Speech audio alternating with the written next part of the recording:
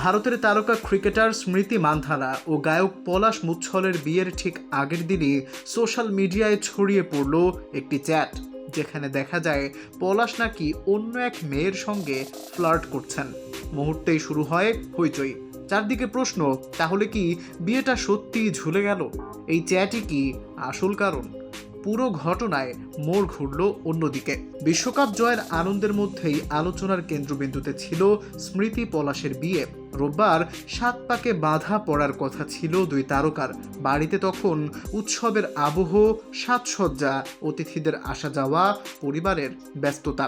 কিন্তু বিয়ের কয়েক ঘন্টা আগে এমন কিছু ঘটে যা কেউ কল্পনাও করেনি। হঠাৎ হৃদরোগে আক্রান্ত হন স্মৃতির বাবা শ্রীনিবাস মান্ধানা। তাকে তড়িঘড়ি করে সাংলির একটি বেসরকারি হাসপাতালে ভর্তি করা হয়। স্বাভাবিকভাবেই বিপর্যস্ত হয়ে পড়ে পুরো পরিবার। হবু শ্বশুরের এই অবস্থার খবর পেয়ে মানসিকভাবে ভেঙে পড়েন পলাশ মুচ্ছল। পরিবার জানায় তিনি টানা ৪ ঘন্টা ধরে কান্নাকাটি করেন। মানসিক চাপ সামলাতে না পেরে তিনিও অসুস্থ হয়ে পড়েন।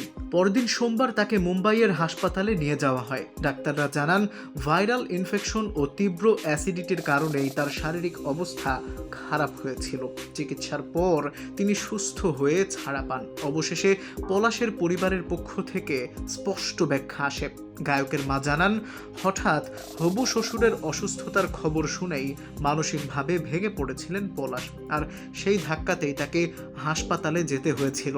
এরপর পলাশের বোন পলক মুচ্ছল আনুষ্ঠানিক বিবৃতি দিয়ে বলেন, শুধুমাত্র স্মৃতির বাবার অসুস্থতার কারণেই বিয়ে অনির্দিষ্টকালের জন্য স্থগিত, এবং সবাইকে অনুরোধ করেন দুই পরিবারের ব্যক্তিগত পরিসরকে সম্মান জানাতে। Al Mahmud, ultimate sports.